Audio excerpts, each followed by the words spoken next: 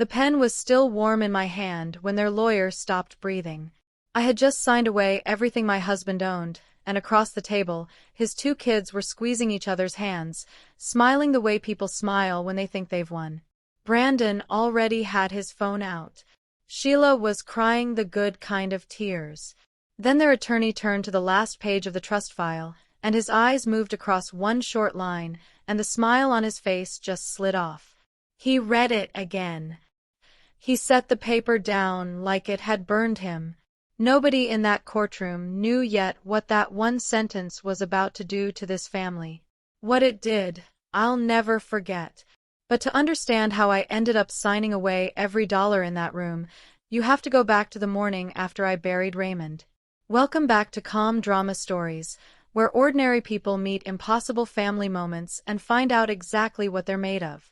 I'm the woman who handed greedy heirs everything they asked for and watched it ruin them. If quiet strength is your kind of story, the kind where the calmest person in the room is the one holding all the cards, drop a comment below and be sure to subscribe. Now, let me take you back. My name is Diana Kirkland, and the morning after we put Raymond in the ground, the farmhouse was so quiet I could hear the coffee maker tick. I had lived in that house 6 years. I knew which floorboard in the kitchen complained and which window stuck in August. Raymond and I married when I was 34 and he was 58. And the whole county had an opinion about that. I kept the books for the farm co-op 2 towns over. So I was good with numbers and bad at caring what people thought. That morning I just stood at the counter in his old flannel holding a mug I couldn't drink, trying to remember how to be a person. I didn't get long. By 7:30, I heard tires on the gravel. Then a second set, then a third. I looked out the window over the sink and watched 3 vehicles roll up my driveway in a tidy little line like a funeral procession that had gotten the date wrong. Brandon's truck, Greg's SUV, and behind them, Loretta's old sedan, polished to a shine for the occasion. They hadn't come to grieve. Grieving people don't carpool. I set the mug down and watched them climb out and gather in my yard, smoothing their jackets, checking each other's faces, getting their expressions right. Sheila dabbed at her eyes before she even reached the porch. Brandon carried a leather folder under his arm.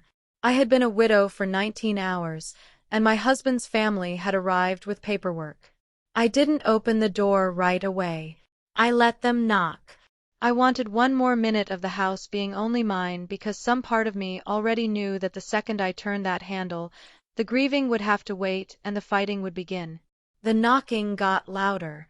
A fist now, not knuckles. I opened the door and they came in like they already owned the place, which in their minds they did. Loretta led. She was 67, Raymond's older sister, and she wore her family name like a badge she'd earned in combat. "Diana," she said, looking past me at the living room, taking inventory. "We need to talk about what happens now. Nobody said sorry for your loss. Nobody asked how I was holding up." Brandon set his leather folder on the dining table where Raymond and I had eaten 10,000 dinners. And he opened it and he started talking about assets, the farm, the house, the accounts, the equipment, the mineral rights on the back 40. He talked about all of it like a man reading a grocery list.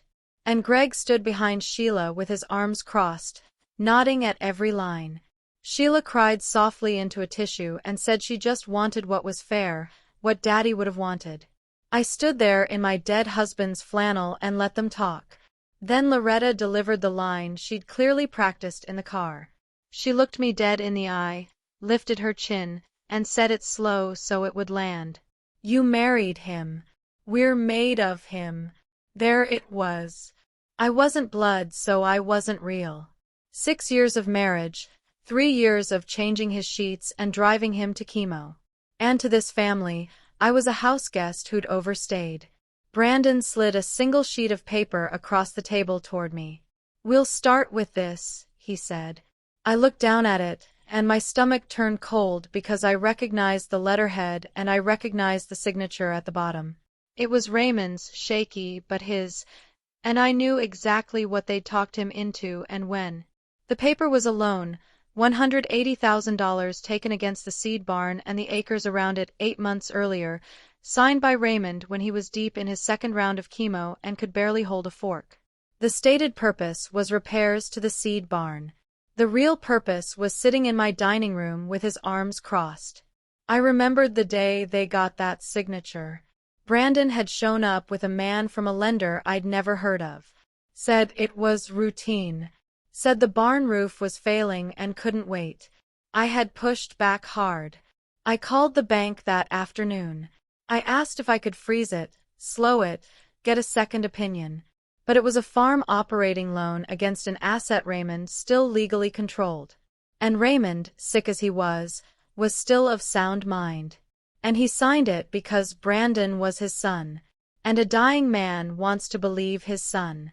There was nothing I could legally do to stop it. I want you to understand that because later people asked why I didn't fight harder back then. I did. I just lost.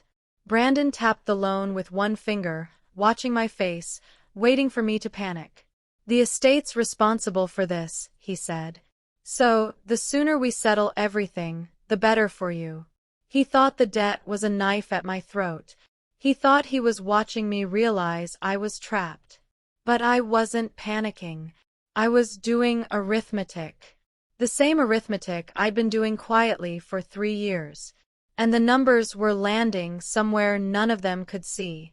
I folded the loan paper in half and set it down gently. "All right," I said, and something in my calm made Loretta's eyes narrow just for a second, like she'd heard a sound she couldn't place. My lawyer arrived an hour after they left. His name was Walter Pell, a careful old man who'd done estate work in that county for 40 years and had handled Raymond's affairs before I ever came along. I'd called him the night Raymond died. Not because I was afraid, but because that's what you do. He sat at my kitchen table and I told him everything they'd said, the demand, the loan, every dollar, every property, every asset. Pell took off his glasses and rubbed the bridge of his nose. "Diana," he said, "they have no standing to demand that, and I will fight every inch of it. We can challenge the loan. We can contest their claims. We can drag this out 2 years and bleed them dry. You don't give these people anything." He was a good lawyer and a good man, and he was offering me a war. I poured him coffee. Then I said the thing that would get repeated in every kitchen and church pew in the county by Sunday. "Walter, I don't want to fight them. Hand it all over." He stopped with the cup halfway to his mouth. He set it back down. "I'm sorry," he said. "Say that again." "Give them the estate." I said all of it. Every dollar, every property, every asset. Don't contest a thing. Pell stared at me like I'd started speaking another language. He thought grief had broken something loose in me. He thought I was rolling over. He spent 20 minutes trying to talk me out of it, listing everything I'd lose. And I let him, because I couldn't tell him why. Not yet. Telling him meant the plan could leak. And a plan that leaks is just a rumor. So, I let the smartest lawyer in the county leave my house believing I was the dumbest woman in it. Word travels fast in a small county and bad decisions travel fastest. By the end of that week, everyone knew that Raymond Kirkland's young widow was just going to hand the whole farm to his kids without a fight. The versions varied. In one, I was too heartbroken to function. In another, I never cared about the farm and was glad to be rid of it. In the meanest one, the one Loretta was quietly seeding. I was a gold digger who'd gotten caught, and walking away was as good as a confession. I felt it at the co-op on Monday. Conversations that stopped when I came in, a rancher I'd done books for since before I married Raymond, looked at me with something close to pity, and pity from a man you've outworked for a decade is a special kind of sting. I kept my head down and balanced their accounts the way I always had because the numbers didn't care about gossip, and neither I decided would I. People mistake silence for weakness. They think if you're not defending yourself, you must have nothing to say. The truth was I had plenty to say. I just wasn't going to say it in the feed store where it could get back to Brandon. Some things you only get to reveal once, and you don't waste that on a Monday. My phone buzzed in my coat pocket. "Sheila." I almost let it go. Then I thought of the one person in that family who hadn't done anything wrong, and I answered. It was Sheila, but it wasn't really Sheila I was listening for. Behind her voice, small and close to the phone, I could hear a child. "Aunt Di." Maddie said. Are you still my aunt? That night, after the house went dark and the fields outside turned to black glass, I went into the room Raymond used as an office and opened the bottom drawer of his desk. Under a tray of dried-out pens and a coffee tin of rubber bands, there was a folder. Blue, the cheap pressboard kind you buy at the drugstore, soft at the corners from being handled. I'd put it there myself 3 years ago, and I'd checked on it maybe a dozen times since. The way you check that a door is still locked. I sat down in his chair with the folder in my lap and didn't open it right away. I just rested my hand flat on top of it. Brandon thought the loan was his trump card. Loretta thought blood was hers. Greg thought debt would do his arguing for him. And every one of them had walked through my house that morning, past this desk, past this drawer, and never thought to wonder what a careful man and a woman who keeps books for a living might have done with 3 years and a terminal diagnosis. They saw a widow. They didn't see a bookkeeper. People had been making that mistake my whole life, mistaking quiet for empty. And it had never once worked out for them in the long run. 3 years ago, when the doctor first used the word that ends conversations, Raymond and I had done something that nobody in this family bothered to ask about, because asking would have meant treating me like a partner instead of a placeholder. I opened the folder. The top page was crisp where everything around it had gone soft. And reading the first line of it, even now, even knowing every word, I felt my throat go tight. To understand what was in that folder, I have to take you back 3 years to the day everything got arranged. 3 years before that funeral, we sat in a doctor's office with bad carpet and worse news. Stage 4. The doctor was kind and exact, and he gave us a range of time the way you'd give someone driving directions to a town they didn't want to visit. Raymond held my hand the whole time and didn't cry. He was a farmer. He'd watched things die his whole life, and he understood that the only dignity in it was in being ready. On the drive home, he was quiet for a long while, watching the fields go by, fields his father had worked, and his father's father before that. Then he said, I need to put everything right while my head's still clear. I knew what he was afraid of because he'd told me 100 times in smaller words. He loved his kids in the worn-out way a parent loves children who've disappointed them. But he knew them. He knew Brandon had taken from the farm before and called it a loan. He knew Sheila had married a man who treated other people's money like weather, something that just arrived. And he knew that the day he was gone, they would come for the land, and they would come for me. And that the law in our state would give a surviving spouse a share, but would also give them 1,000 ways to drag it through court until I was too tired and too broke to hold on. I'm not going to let them turn you into a tenant in your own house. He said, we're going to do this the quiet way. I asked him what the quiet way was. He smiled, the first real smile I'd seen since the carpet and the bad news. We're going to go see a man, he said, who knows more about trusts than anybody in this state. The man Raymond met was an estate attorney 3 counties away, far enough that nobody local would notice our car in his lot. His office smelled like old paper and pipe tobacco, and he listened to Raymond lay out the whole situation without once looking surprised. Blended family, adult kids from the first marriage, a son with a history, a daughter with a husband, a sister who thought she ran the bloodline. The attorney nodded along like a doctor hearing common symptoms. Then he explained the thing that would 3 years later make a lawyer stop breathing in a courtroom, a revocable living trust. I knew the bones of it from my work, but he walked Raymond through it plain. You create the trust, a legal container. Then you move your property into it. The house, the land, the bank accounts, the equipment. You retitle them so they're no longer owned by Raymond, the man. They're owned by the trust. And you name who controls the trust and who benefits from it. The beauty of it, he said, is that when Raymond died, anything inside that trust would not be part of his estate. It wouldn't go through probate. It couldn't be fought over in the public estate process because legally it would no longer be his to leave. It would simply quietly already belong to whoever the trust named. And who? The attorney asked, pen ready. Do you want a name? Raymond looked at me. He didn't hesitate. Didn't soften it. Didn't add conditions to spare anyone's feelings. My wife, he said, Diana, trustee and sole beneficiary. Everything that matters goes in, and it goes to her. I started to object to say we should leave something clear for the kids so it wouldn't look like a snub. Raymond squeezed my hand under the table. "We'll leave them exactly what they've earned," he said. And the attorney smiled like a man who'd heard that sentence before and knew where it led. Here's the part most people don't know. The part that makes the difference between a piece of paper and a fortress. Creating a trust is nothing. People do it and then leave it empty, like building a safe and never putting anything inside.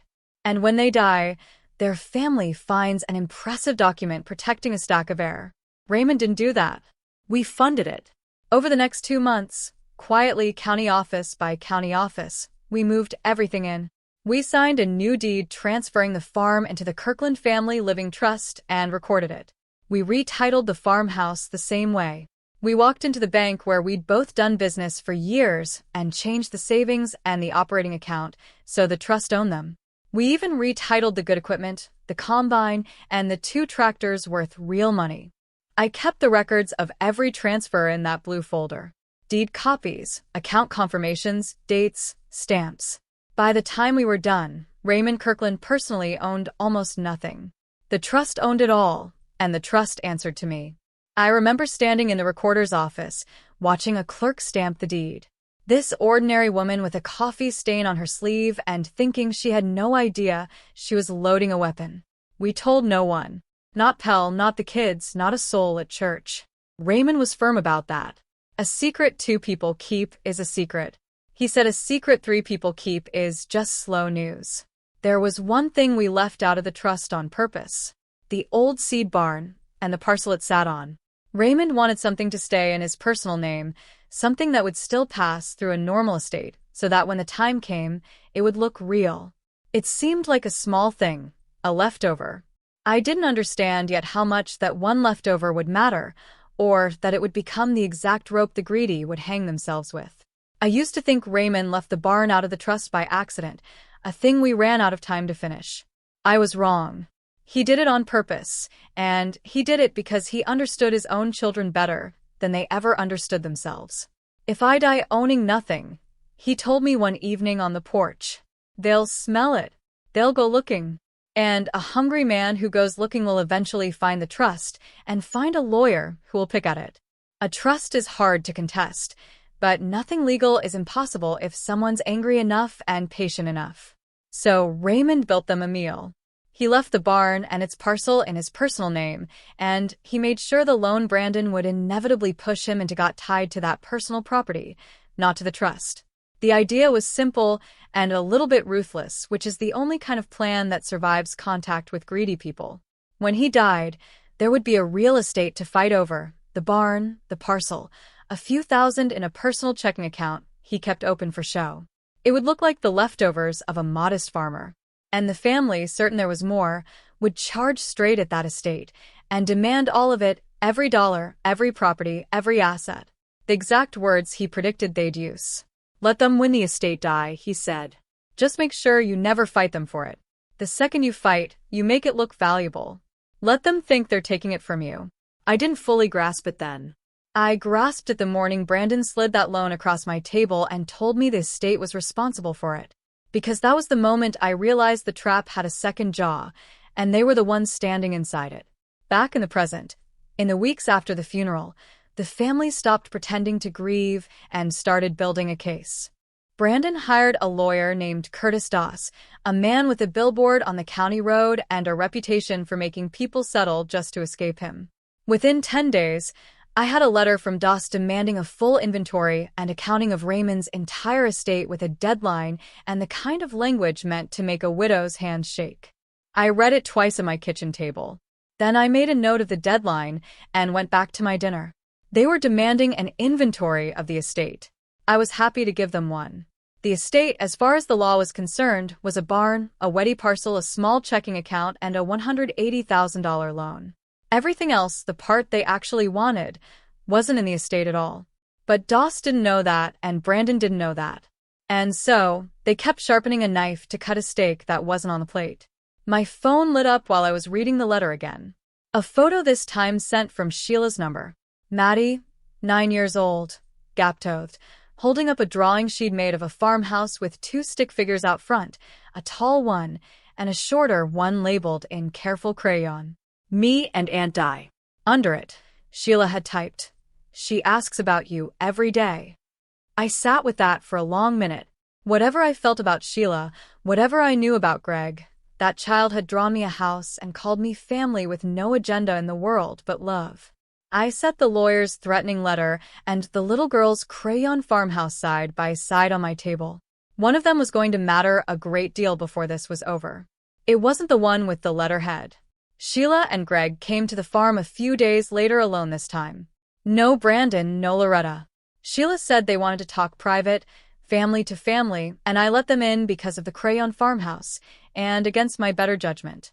Sheila did the talking at first, soft and teary about how hard things had been, how she'd lost her dad, how she just wanted everyone to be okay. But Greg couldn't help himself. Greg never could. Inside 10 minutes, he was leaning forward on my couch, doing the thing that came naturally to him, which was treating a grieving conversation like a negotiation. He started floating numbers. What if I took a small settlement and signed off quick? What if we avoided the lawyers eating everything? And in his impatience, he let a number slip that told me the whole story.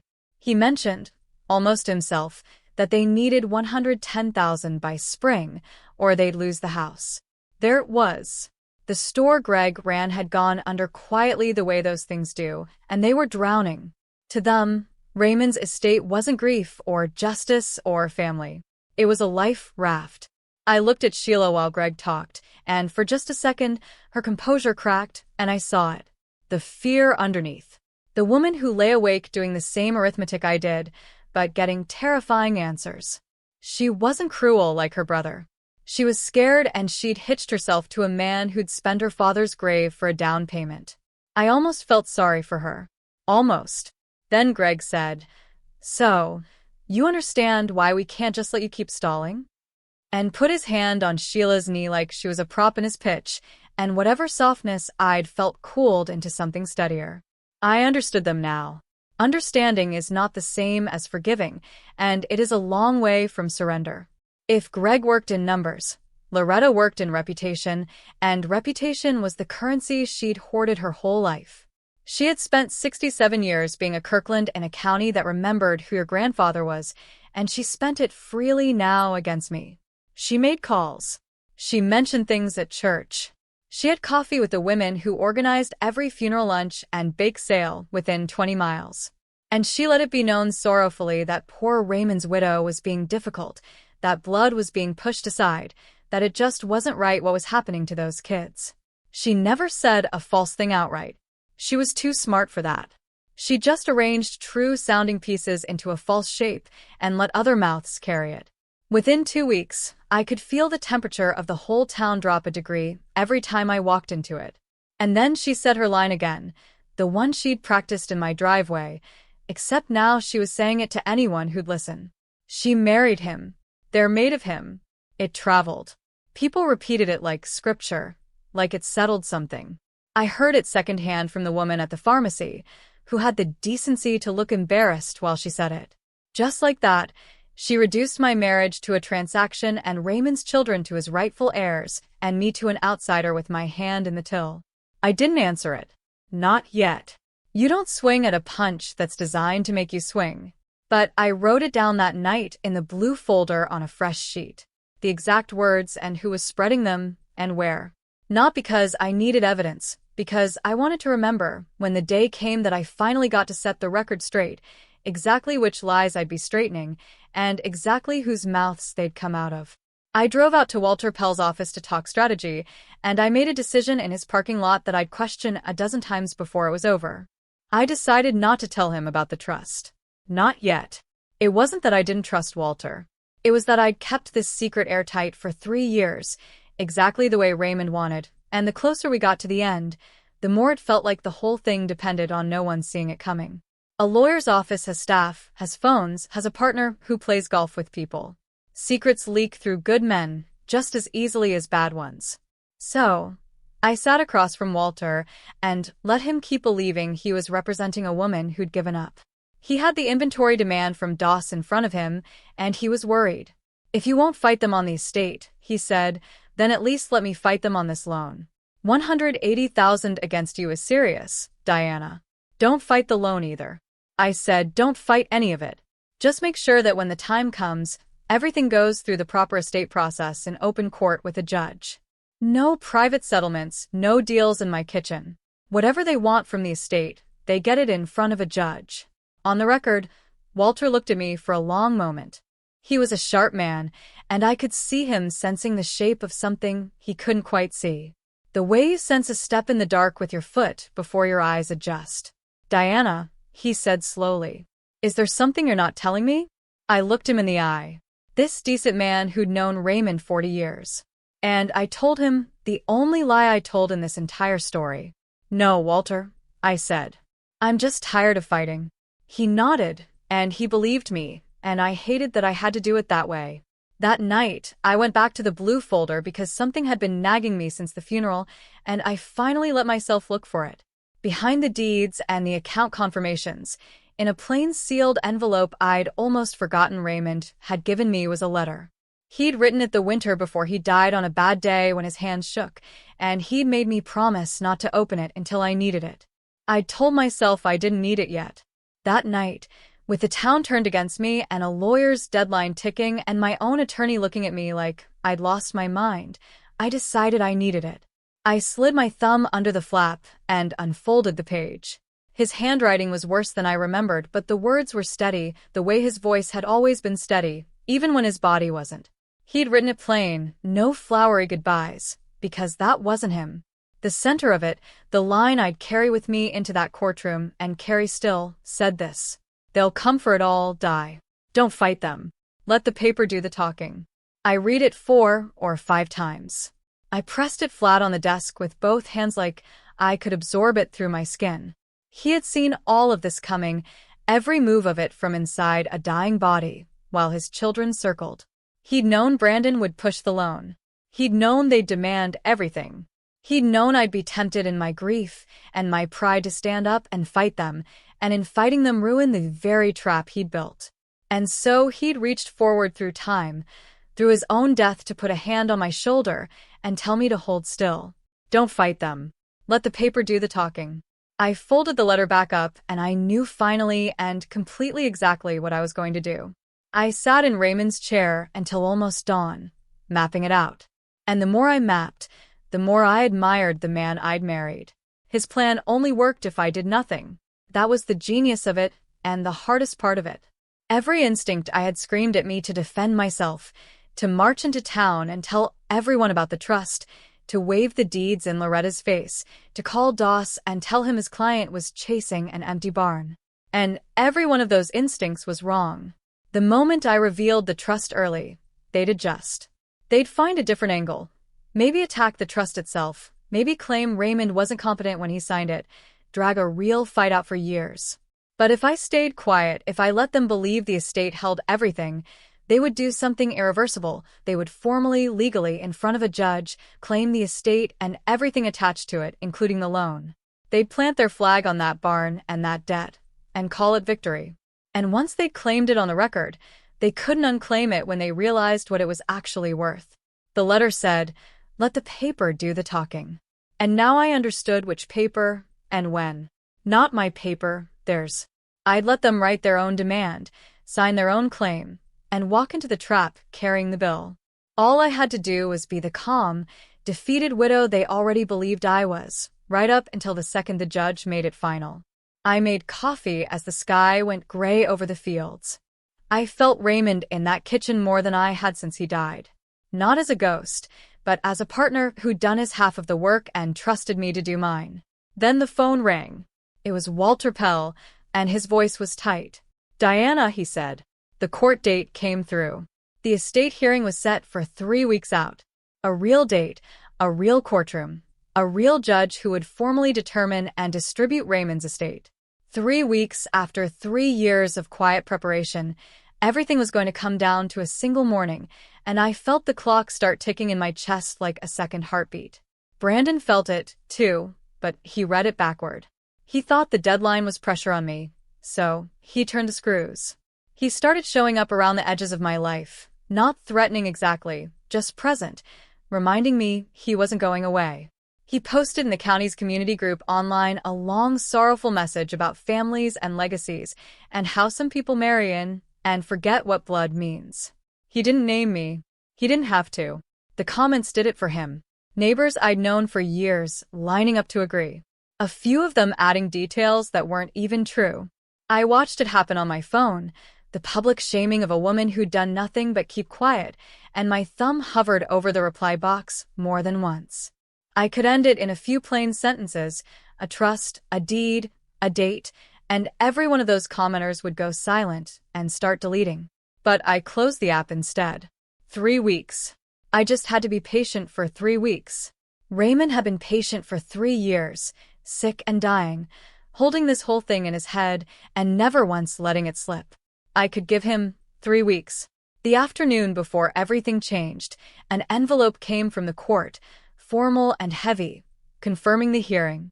I set it in the blue folder on top of the deeds, on top of his letter, the official paper, and the secret paper finally in the same place. 21 days, and the family would walk into that courtroom to take everything, and for the first time, I let myself feel something other than grief. I let myself feel ready. Let me stop here and tell you plainly where things stood because this is the moment the whole story turned, and I don't want you to miss it. By that point, 3 weeks from the hearing, here is what I knew and what they didn't. The farm, the house, the bank accounts, the good equipment, every valuable thing Raymond had ever built legally belonged to a trust. And that trust belonged to me. None of it was part of the estate. None of it could be touched by their claims because you cannot inherit what a dead man didn't own.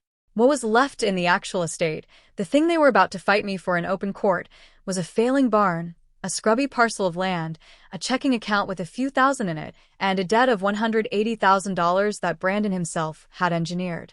They were marching toward that hearing, certain they were about to win a fortune. They were actually about to win a bill. Brandon was still posting. Loretta was still preaching blood at the pharmacy counter. Greg was still counting on a windfall to save his house, and every one of them was standing on a trapdoor, arguing about the view, while I held the lever. I want to be honest about how that felt because I'm not a cruel woman, and 3 years of grief doesn't turn a person to stone. Part of me ached for what this family was about to do to itself. But a bigger part of me, the part that had been called a gold digger at the pharmacy and watched strangers agree, the part that had kept her dead husband secret while the whole county called her stupid. That part of me was tired of being underestimated. They were fighting over a house that hadn't legally been Raymond's to leave for 3 years. They just didn't know it yet. And I was going to let them find out the hard way in public on the record.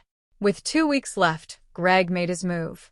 And it was exactly the move I needed him to make.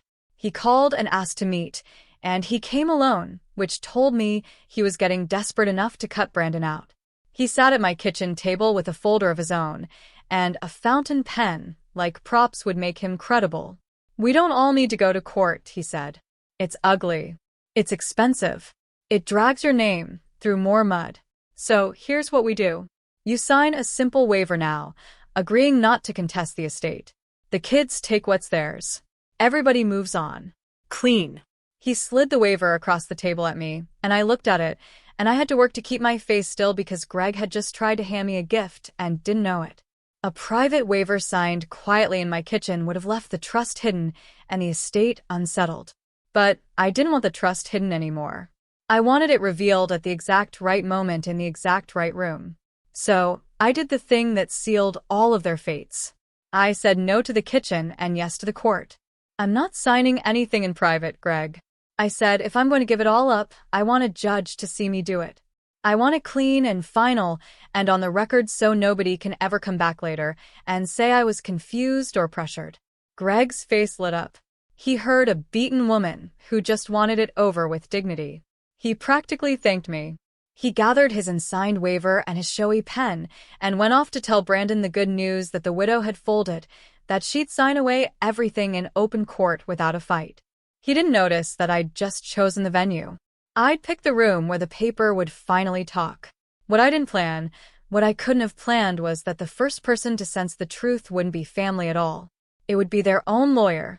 About a week before the hearing, Doss had to do what lawyers do before they walk into court, which is actually read the file.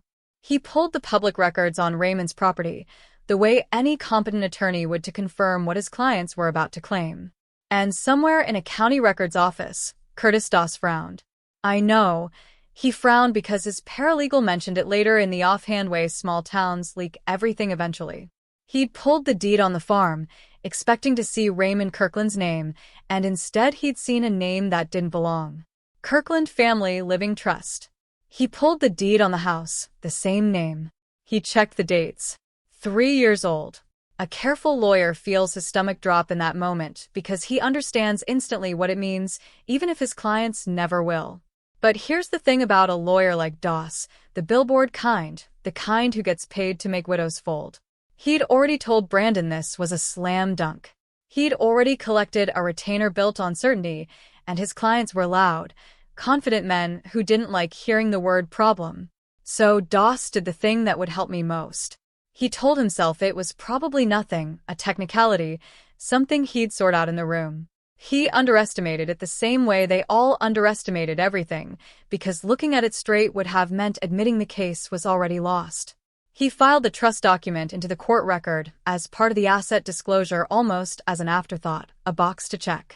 He had no idea he'd just hand-delivered the murder weapon to the courtroom himself and that in 8 days he'd be the one made to read it out loud. The week before the hearing, Sheila came to the farm one last time, and this visit was different from all the others. She came without Greg. She came without a folder or a pen or an agenda. She came with Maddie, and she stood on my porch looking 10 years older than she had at the funeral.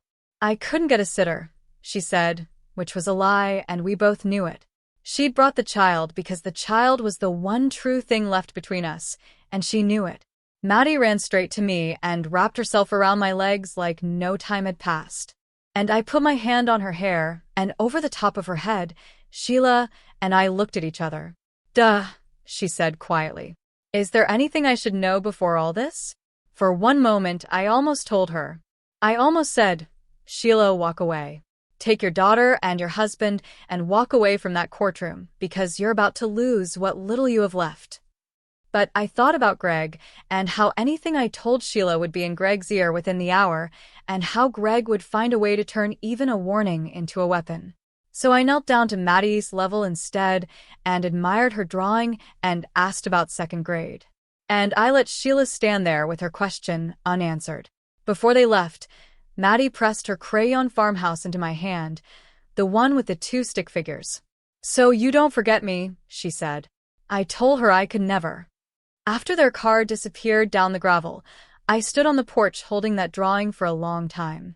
Whatever happened to the adults in that courtroom, whatever they had earned, this child had earned none of it. I made a decision standing there in the cold, a quiet one, that I told no one.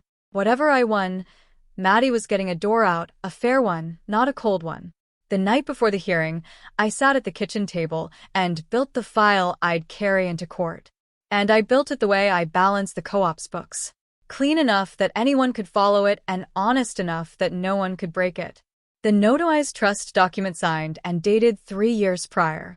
Every page initialed in Raymond's hand on a day 3 doctors would confirm he was lucid. The recorded deeds stamped by the county showing the farm and the house transferred into the trust. The bank's confirmation letters retitling the accounts. A simple 1-page summary I'd typed myself, listing what the trust held, and when it had been funded, the kind of clear math a judge could read in 30 seconds. And separately in its own folder, the documentation on the estate, the actual estate, the barn, the parcel, the small account, and the $180,000 loan with Brandon's fingerprints all over how it came to be. I wasn't bringing a weapon to ambush anyone. That's important to me that you understand the difference. I wasn't going to stand up and accuse. I was going to stay quiet exactly as Raymond said, and simply let the documents already sitting in the court record speak when the judge asked them to. The truth doesn't need to shout. It just needs to be in the room and given the chance to be read. I closed the blue folder and set it by the door with my coat. The way you set out your things the night before something that matters. Then I did one more thing. I took Maddie's crayon drawing and tucked it into the folder, too, between the deeds where I'd see it. Not as evidence, as a reminder of who I was doing this for, and who I wasn't. I slept better that night than I had since Raymond died. In the morning, I put on my good coat and I drove to the courthouse to give my husband's family everything they had asked for. I have to back up one day because there's a thing Loretta did that I'll never forget, and it belongs right here. The evening before the hearing, she organized what she called a family prayer gathering at the church hall, and she invited half the county. Officially, it was to pray for healing and for Raymond's soul. Actually, it was a pep rally, and I was the opposing team. Someone kindly or cruelly told me about it. So I went. I walked into that hall in my coat, and the room went quiet the way a room does when the subject of the gossip walks in. Loretta was at the front mid-sentence, and she didn't miss a beat. She turned to me in front of all those people and said with the saddest, gentlest face that she hoped I'd find it in my heart to do right by Raymond's real family, and that she'd been telling everyone how she prayed I would stop standing in the way of his own flesh and blood. People nodded. Someone murmured, "Amen." She'd built herself a stage and a chorus, and she expected me to either crumble or explode because either one would prove her point. I did neither. I stood in the back of that hall and let the silence stretch until it was uncomfortable for everyone but me. Then I said the only thing I'd say in public before the hearing, and I said it quietly enough that they had to lean in to hear it. I don't argue with people who never read the paperwork. And I turned and walked out. I heard the murmur start up behind me, confused now instead of certain. Let them wonder. Loretta had spent her whole reputation arranging true-sounding pieces into a false shape. In about 18 hours, a judge was going to read out the one true piece that made the whole shape collapse, and every person in that hall was going to remember that I'd warned them. That same week, Brandon ran into the first wall he couldn't talk his way through, though he completely misread what it was. He drove to the bank, the one Raymond and I had used for years, and he tried to throw his weight around about the farm's operating account. He was the son, he said. The estate was as good as his. He wanted access, statements, a look at the balance, and the bank told him politely and immovably that they couldn't discuss those accounts with him because those accounts weren't part of any estate. Brandon heard that, and his face went red. The paralegal's cousin who worked there said later, but Brandon didn't hear the truth in it. He heard theft. He stormed out, convinced that I had somehow recently, in my grief and cunning, moved money around to hide it from him. He called me that night, furious, accusing me of draining accounts, threatening to add it to the case to tell the judge I was concealing assets. I let him rage into the phone. When he finally stopped to breathe, I said evenly, "Brandon, I haven't touched a thing since your father died. I haven't moved a single dollar. You're welcome to tell the judge that I haven't. In fact, I hope you do." That confused him. He'd expected denial or panic, and instead I was inviting him to investigate. He didn't know what to do with a target that wanted to be shot at. He muttered something about how I'd be sorry and hung up. He spent the next few days, I later learned, building a whole secondary accusation that I was hiding money, sharpening it to use in court. He was so busy preparing to accuse me of emptying the accounts that it never once occurred to him to ask the only question that mattered, not where the money went, why the bank was so sure it had never been in the estate to begin with. 2 days before the hearing, Curtis Doss tried to warn his own client, and Brandon wouldn't hear it. I didn't witness this, but I pieced it together afterward from enough sources that I'm confident it happened close to how I'll tell it. Doss sat Brandon down and told him there might be a complication with the property titles, that some of the assets might not be where they expected, that he wanted to manage expectations before they walked in. He didn't just say it either. He put it in writing, a formal letter recommending they withdraw the claim before the hearing, the way a lawyer who senses a sinking case protects himself with paper.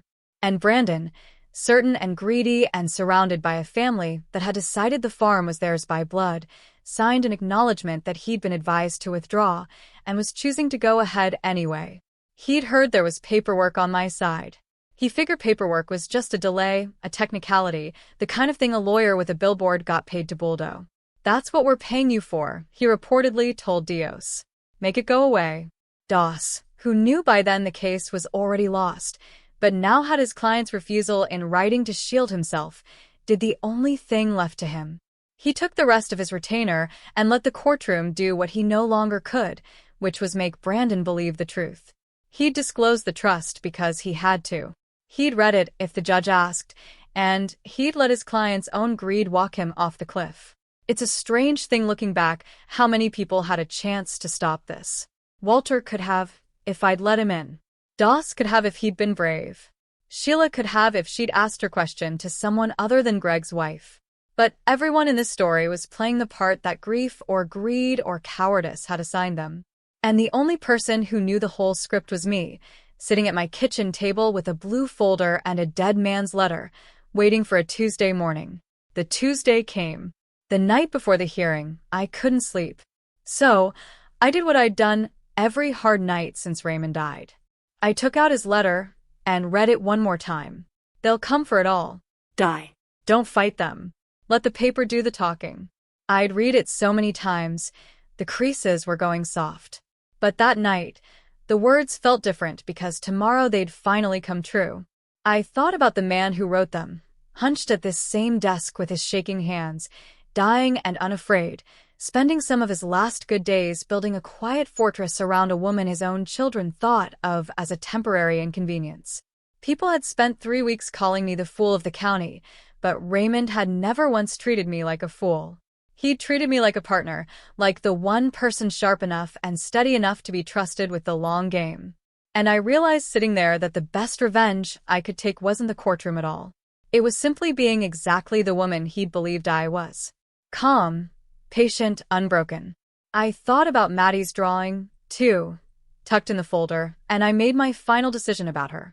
Whatever the estate costs the adults, that child would have a way forward that came from me freely, with no strings and no cruelty. Because winning isn't the same as scorching the earth, and a woman who burns a child to punish the parents has lost something worse than money. I put the letter away. I laid out my good coat. I set the blue folder by the door.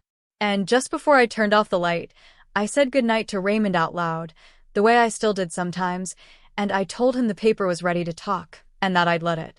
Then I slept deep and dreamless, and woke before the alarm to a gray morning that smelled like the start of something ending. The courtroom was fuller than an estate hearing has any right to be, and that was Loretta's doing. She'd turned a dry legal proceeding into a public event, and the benches were packed with the same faces from the prayer hall, neighbors and churchwomen, and a few people who just liked watching a fall. They'd come to see the gold-digging widow get what was coming to her. The family sat together on the right side, a united front.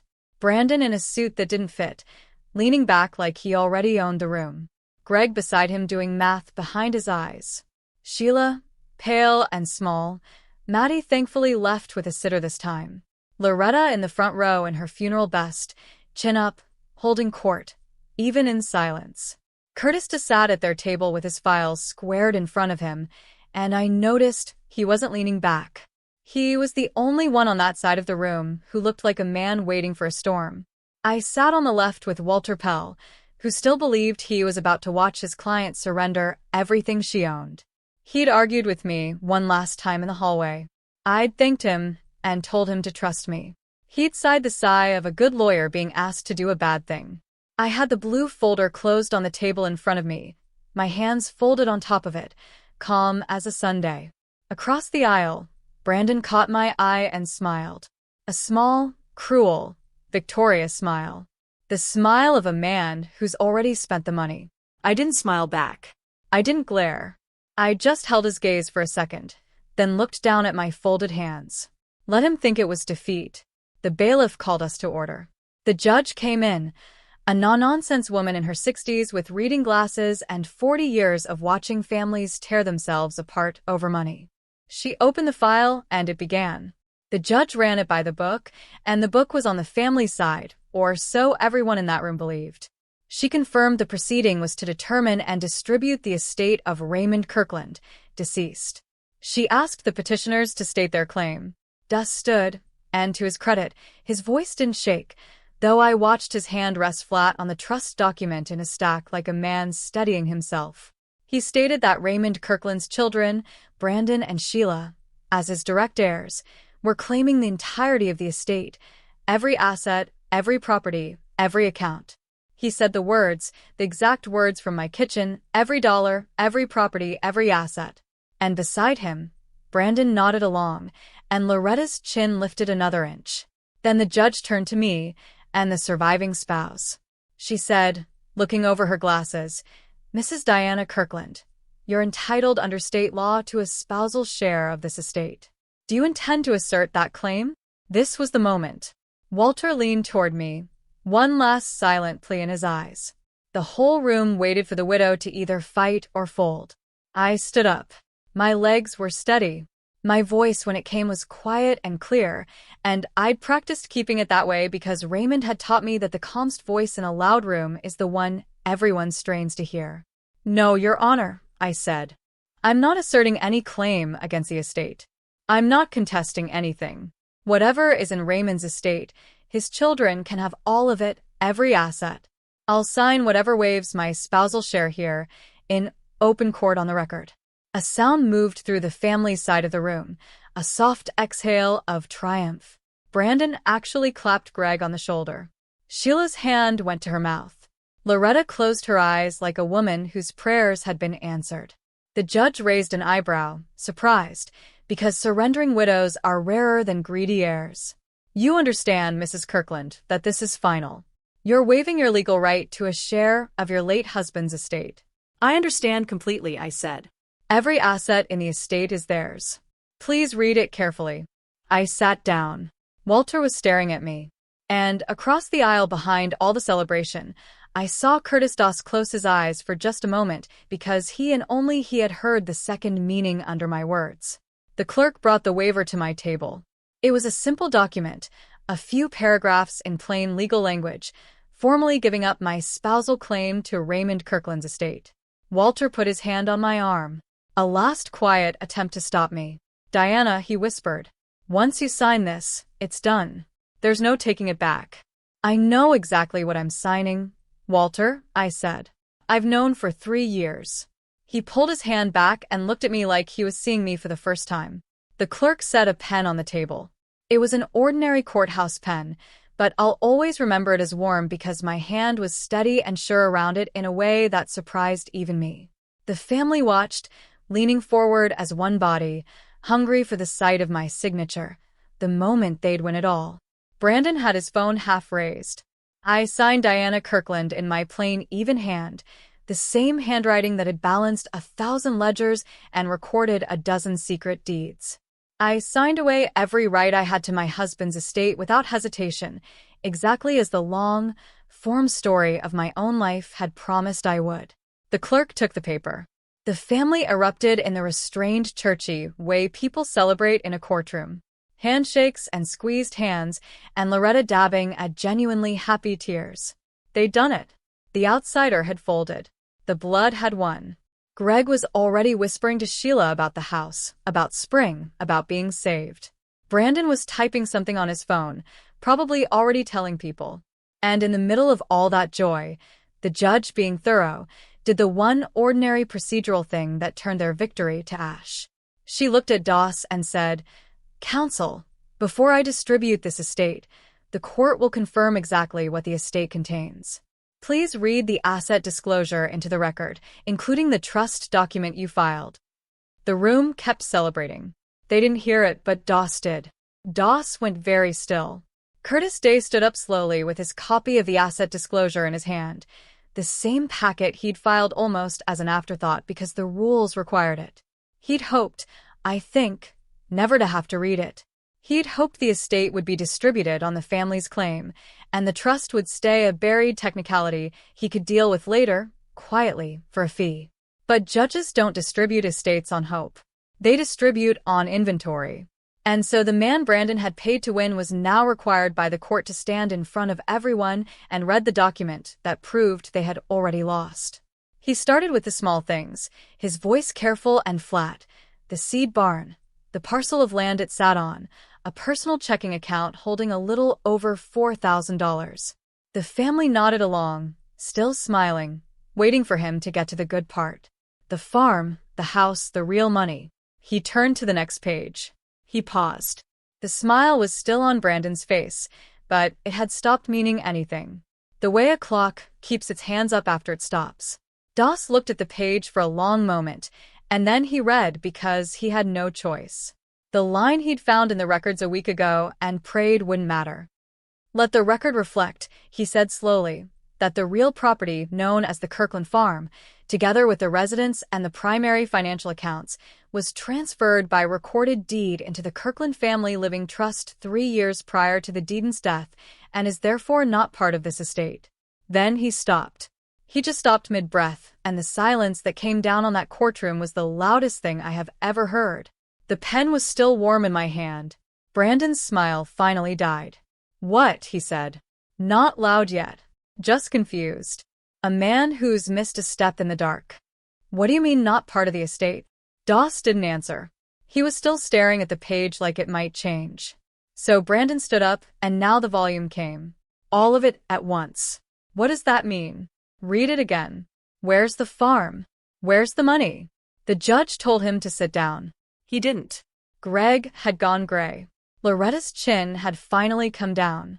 And I sat there with my hands folded on the blue folder, calm as a Sunday morning, and let the paper do exactly what my husband, 3 years dead and 1 room away in my heart, had promised me it would do. The judge, who'd seen everything in 40 years, but maybe not quite this, removed her glasses and asked the question the whole room was choking on. "Mr. Doss, are you telling this court that the assets your clients have just claimed in their entirety are not in the estate?" Doss, to his small credit, didn't lie.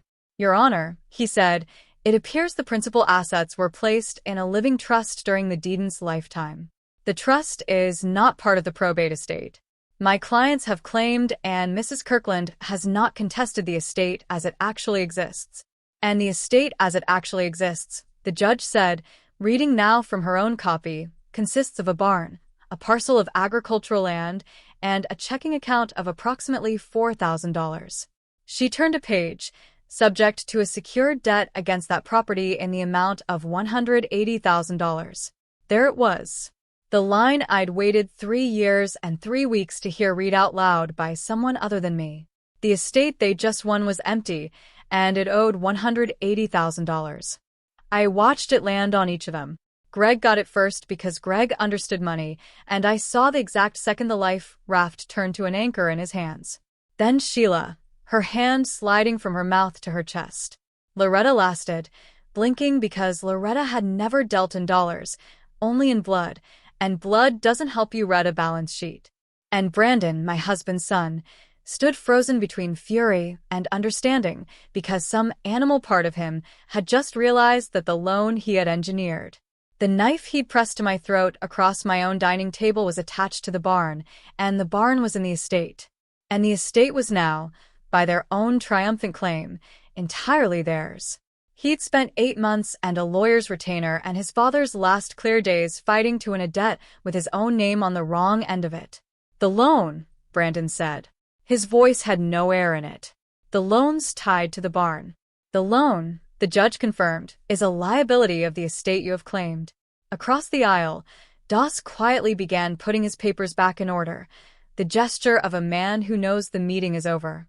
And I finally unfolded my hands, opened the blue folder, and slid one clean copy of the recorded trust summary across to Walter Pell, who looked down at 3 years of patience explained in a single page, and then looked up at me with an expression I'll keep for the rest of my life.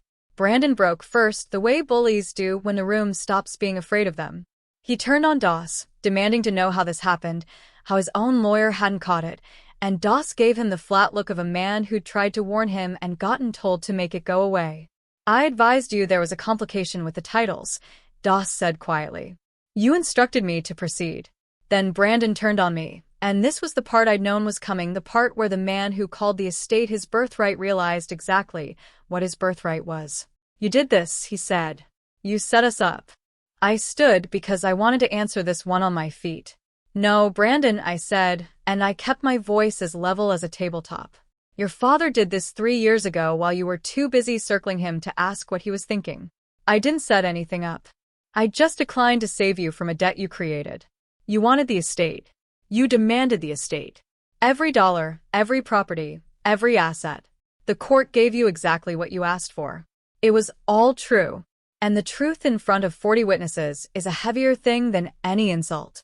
The loan that was supposed to trap me was now legally his and his sister's, secured against a failing barn worth a fraction of it. He'd manufactured a weapon and then walked directly onto it. Raymond had told me once that greedy men don't need to be pushed off a cliff.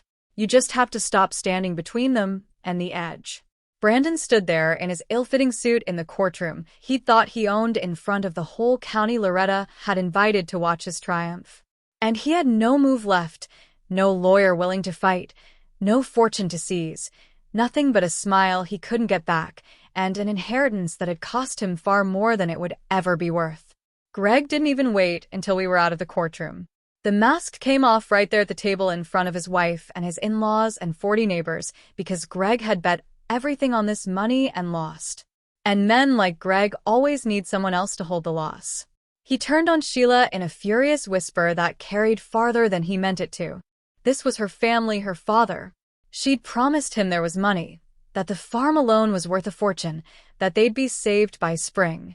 Now they had a share of a worthless barn with a debt lashed to it that no sane buyer would ever assume. And his store was still gone, and his house was still going. I watched Sheila's face as her husband stripped the last illusion away in public, and I saw her understand finally and completely what she'd married and what she'd let him talk her into doing to her father's widow. She'd come into this believing she was fighting for what was fair. She left it knowing she'd been Greg's instrument the whole time, that he'd loved the inheritance and used her to reach it. She didn't fight back. She just sat there absorbing it smaller and smaller, while the man she defended turned his ruin into her fault. I didn't enjoy it. I want to be honest about that because I think a lesser story would have me savoring it and I didn't. Watching a marriage gut itself in public is not a victory anyone with a heart celebrates. But I didn't look away either. They had come for everything I had. They had called me a gold digger in front of my whole town. The least I owed myself was to witness, clear-eyed and unflinching, the natural consequences of what they'd chosen. Greg gathered his coat and walked out without his wife. Sheila stayed in her seat, alone now, and after a moment she turned and looked at me, and her eyes asked the question her mouth couldn't. Loretta was the one I'd waited for. I'll admit it. Not because she'd done the most damage, but because she'd done the loudest. She'd spent 3 weeks turning a county against me with one cruel practiced phrase, and she'd packed this courtroom with an audience expecting to watch me lose. So when she rose from the front row, trembling with a fury that had nowhere to go, and demanded of the judge how this could be allowed, how Raymond's own blood could be left with nothing, I finally answered the line she'd been saying about me all over town. I stood and I faced her, and I said it gently because gentle cuts deeper when the room is already this quiet. You told everyone I married him, that they were made of him, that blood was all that mattered. I let it sit. Raymond made his choice in writing. Loretta, signed, notarized, recorded at the county 3 years ago in front of witnesses while he was well. The blood you're so proud of had every chance to ask him what he wanted. You were all too busy deciding what you were owed. The whole hall was watching the woman who'd organized the prayer rally stand there with her certainty in pieces. Her shape, the false one she'd built out of true-sounding parts, had finally met one true thing it couldn't survive, a recorded deed and a dead man's clear intent. She'd dealt in reputation her whole life, and her reputation had just been spent in public on a fight she'd lost before it started.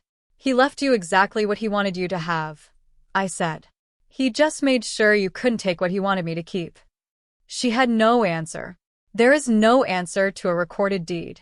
She sat back down slowly, an old woman who discovered too late that blood is not a legal instrument, and that the quiet bookkeeper she dismissed had been holding the only paper that counted the entire time. The judge restored order, though there wasn't much left to restore, and she asked me a final question, and I think she already knew the answer. Mrs. Kirkland, were these parties aware of the trust before today? No, Your Honor, I said. They never asked. I never volunteered it. My husband arranged his affairs legally and privately, as he had every right to do, and asked me to let the documents speak for themselves. That's all I've done today. I haven't accused anyone of anything. I haven't hidden anything that was theirs. Everything that was Raymond's to leave them, the law has just handed them in full. It was the truth, and it was the only speech I gave, and I gave it as quietly as I'd given everything else. I wasn't there to gloat. I was there to be exactly the woman my husband had trusted me to be. The one who didn't need to raise her voice because she'd never had to bluff. The judge looked at me over her glasses for a long moment, and I'd swear there was something like respect in it. The recognition one careful woman gives another. Then she made it official. The estate, such as it was, the barn, the parcel, the small account, and the very large debt, was distributed to Brandon and Sheila Kirkland, exactly as they had claimed it. My waiver was entered into the record. The trust stood untouched, not because giving up the estate had stripped them of the right to contest it, but because no lawyer would tell them they had grounds to try. She brought down her gavel on a courtroom that had come to watch a widow lose and had instead watched a family lose to itself. As the room emptied, the neighbors who nodded along with Loretta filed out without meeting my eyes, carrying home a story that had not ended the way they'd been promised. I gathered my blue folder. Maddie's crayon farmhouse was still tucked inside it, and seeing it there reminded me there was one more thing I had to do, and it was the only part of that day I'd actually been looking forward to. The aftermath was quieter than you'd think, the way real life usually is. After the one loud day, Brandon and Sheila tried briefly to challenge the trust. They went looking for an angle, undue influence. Some claimed that Raymond hadn't been in his right mind when he signed, but two different lawyers told them the same thing. A living trust that's properly funded, notarized, and recorded by a competent man 3 years before his death, with doctors on record that he was lucid the whole time, is about the hardest thing in estate law to break. And without real evidence, they'd only be spending money they no longer had to lose a second time. They let it go. As for the barn, it came to them exactly the way they demanded it, with the loan secured against it. And that was the part they'd never understood. They weren't personally on the hook for $1 more than the place was worth. They simply owned a failing barn worth a fraction of the lien sitting on top of it, an asset that costs more to keep than to walk away from, which is not an inheritance, it's a millstone. Greg never came back. He'd left the courtroom without Sheila and more or less kept walking. Their marriage didn't survive the spring he'd promised would save them.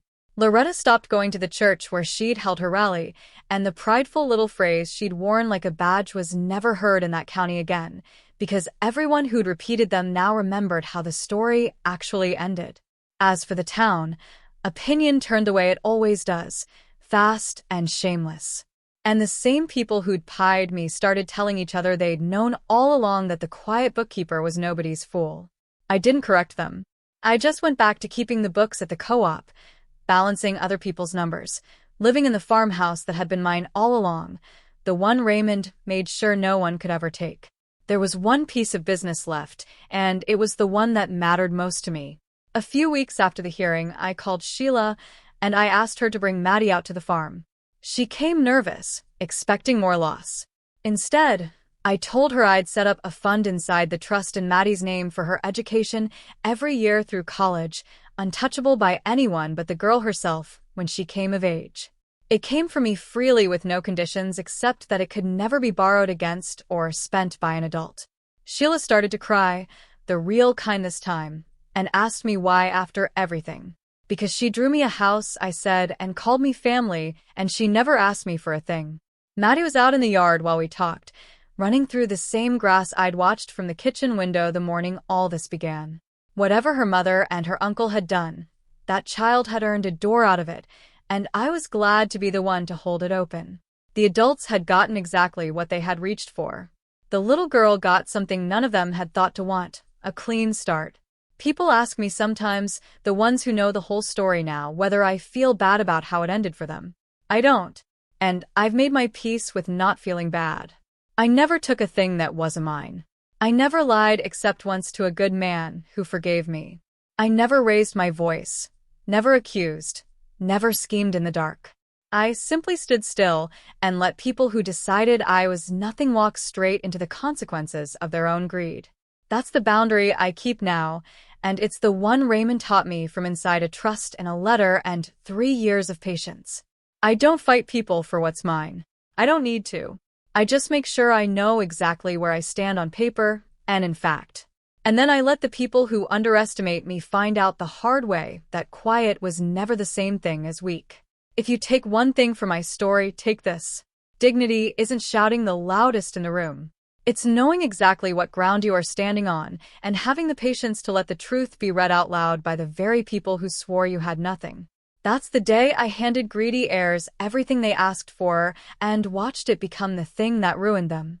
The warm pen, the empty estate, the one sentence that stopped a lawyer mid-breath. If you've ever been underestimated by people who never bothered to read who you really are, do this for yourself this week. Know where you stand. Keep your papers in order. And if my Raymond story moved you, leave a comment. Share it with someone who needs it. And subscribe to Calm Drama Stories.